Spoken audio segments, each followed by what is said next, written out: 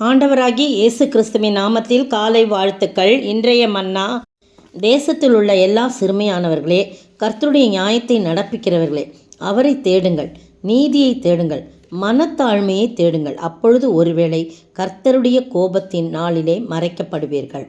செப்பனியா 2:3. இதில் நம்ம மனத்தாழ்மையை மட்டும் தேடுங்கள், அதை மட்டும் நம்ம எடுப்போம். அப்பொழுது ஒருவேளை கர்த்தருடைய கோபத்தின் நாளிலே மறைக்கப்படுவீர்கள். அப்போது எந்த ஒரு மனிதன் மனத்தாழ்மையோடு ஏதோ ஒரு தவறு செஞ்சிடறாங்க, ஏதோ ஒரு கர்த்தருக்கு பிரியமில்லாத காரியம் செய்கிறாங்க, கர்த்தருடைய கோபம் பற்றி எரிகிறது, அந்த நேரத்தில் மனத்தாழ்மையோடு நடந்து கொண்டு தாங்கள் செய்த பாவங்களெல்லாம் அறிக்கை செய்து அவர்கள் அந்த பாவத்திலிருந்து விடுதலை ஆனார்கள் என்றால் கர்த்தருடைய கோபத்திலிருந்து அவர் நம்ம நீங்களாக்கப்படுவோம், பிழைப்போம் என்று சொல்லப்படுகிறது.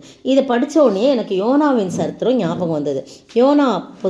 யோனாவின் புத்தகம் 3ஆம் அதிகாரத்தில் போய் 2ஆம் தரம் யோனா போய் அந்த கர்த்தருடைய வார்த்தையின்படி நினிவேக்கு போய் அங்கே 3 நாள் பிரயாணம் பண்ணி அங்கே போகும்போது யோனா நகரத்தில் பிரவேசித்து 1 நாள் பிரயாணம் பண்ணி இன்னும் 40 நாள் உண்டு, அப்பொழுது நினிவே கவிழ்க்கப்பட்டு போகும், உங்களுடைய அக்கிரமம் எல்லாம் ஆண்டவருடைய சந்நிதியில் வந்துருச்சு அப்படின்னு சொல்கிறார். சொன்ன உடனே நினிவேயில் ஜனங்கள் தேவனை விசுவாசித்து, பார்த்தீங்களா, முதலாவது விசுவாசிக்கிறாங்க, உபவாசம் செய்யும்படி கூறுறாங்க. பெரியோர் முதல் சிறியோர் மட்டும் இரட்டு உடுத்தி கொண்டார்கள். அப்போ தங்களை தாழ்த்துறாங்க. அந்த ரெட்டுன்றது சாக்கு பையின்னு சொல்கிறாங்க இல்லையா, அந்த மாதிரி ஒரு துணின்றாங்க, அதை உடுத்தி கொள்கிறாங்க. சாம்பலை பூசிக்குவாங்க, நிறைய காரியம்லாம் இருக்குது பாருங்கள், அதெல்லாம் தாழ்மையை குறிக்குது. இந்த செய்தி நினிவேயின் ராஜாவுக்கு எட்டின போது அவனும் தன்னுடைய சிங்காசனத்தை விட்டு எழுந்து தான் உடுத்தியிருந்த உடுப்பை ராஜ வஸ்திரத்தை கழற்றி போட்டு இரட்டை உடுத்தி கொண்டு சாம்பலிலே உட்கார்ந்தான். ஒரு ராஜா எப்படி தாழ்த்துறாரு, அந்த ஜனங்கள்லாம் எப்படி தாழ்த்துறாங்க, விசுவாசிக்கிறாங்க, உபவாசம் பண்ணி நம்ம ஜெபிக்கலாம் அப்படின்னு சொல்கிறாங்க. மேலும் ராஜா என்ன செய்கிறாரு, தானும் தன் பிரதானிகளும் நிர்ணயம் பண்ணின கட்டளை போடுறார். நினிவே எங்கும் மனுஷரும் மிருகங்களும் மாடுகளும் ஆடுகளும் ஒன்றும் ருசி பாராதிருக்கவும் மேயாமலும் தண்ணீர் குடியாமலும் இருக்கவும் மனுஷரும் மிருகங்களும் இரட்டினால் மூடிக்கொண்டு தேவனை நோக்கி உரத்த சத்தமாய் கூப்பிடவும். அது கூப்பிடுறது மட்டும் இல்லை, அவரவர் தம் தம் பொல்லாத வழிகளையும் தம் தம் கையில் உள்ள கொடுமையும் விட்டு திரும்ப கடவர்கள். கர்த்தருடைய கோபம் அதிகமாக இருக்குது, அதனால் எல்லாரும் மனம் திரும்புங்க, எல்லா பொல்லாப்பை விட்டு விலகுங்க அப்படின்னு சொல்லிட்டு உங்களை தாழ்த்துங்க, சாம்பலில் உட்காருங்க, இரட்டை போர்த்தி கொள்ளுங்க. நம்ம யாருமே எதுவுமே ருசி பார்க்கக்கூடாது, மிருக ஜீவன் கூட தண்ணீர் கூட கொடுக்கக்கூடாது. யாருக்கு தெரியும், 9ஆம் வசனம், யாருக்கு தெரியும் நாம் அழிந்து போகாதபடி ஒருவேளை தேவன் மனஸ்தாப்பட்டு நம்முடைய உக்கிர கோபத்தை விட்டு திரும்பினாலும் திரும்புவார் என்று கூற சொல்லலாம். பார்த்தீங்களா, ஆண்டவருடைய மனம் அவருக்கு தெரிஞ்சிருக்குது.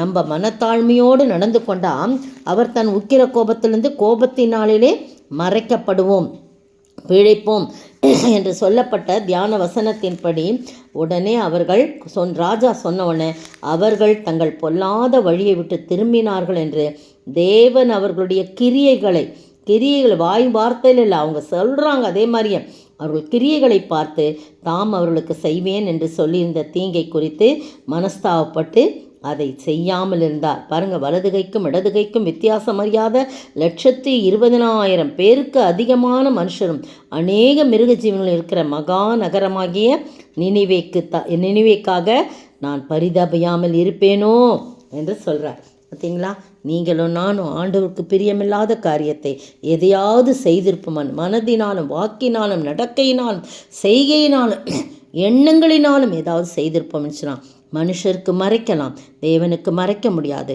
தேவ கோபம் நம்மேல் பற்றி எரியாதபடி நாம் அவருடைய சமூகத்தில் நம்மை தாழ்த்தி மனத்தாழ்மையோடு, ஆண்டவரே நான் இந்த தவறு செஞ்சு விட்டேன், என்னை மன்னிங்கன்னு சொல்லணும். மனத்தாழ்மையை தேடணுமா, முதலாவது தேவனுடைய ராஜ்யத்தின் நீதியை தேடுங்கன்னு சொல்லுவாங்க.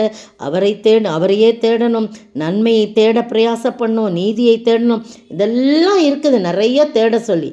அதில் முக்கியமானது மனத்தாழ்மையை தேடுங்கள்னு சொல்லி. அப்படிப்பட்ட மனத்தாழ்மையை தேடி அதன் நிமித்தம் நாம் பிழைக்கும்படியாக கர்த்தருடைய கோபம் நம்மேல் வராதபடி பாவத்திலிருந்து விலக்கி பரிசுத்தமான ஒரு வாழ்வை நோக்கி பயணிக்க ஆண்டவர் தாமே கிருபை செய்வாராக. ஆமேன். நான் பாவ சேற்றினிலே வாழ்ந்தேன், நான் சாபத்திலே மாண்டேன். எண்ணிலடங்கா பாவங்கள் போக்கி ஏசென்னை மீட்டாரே.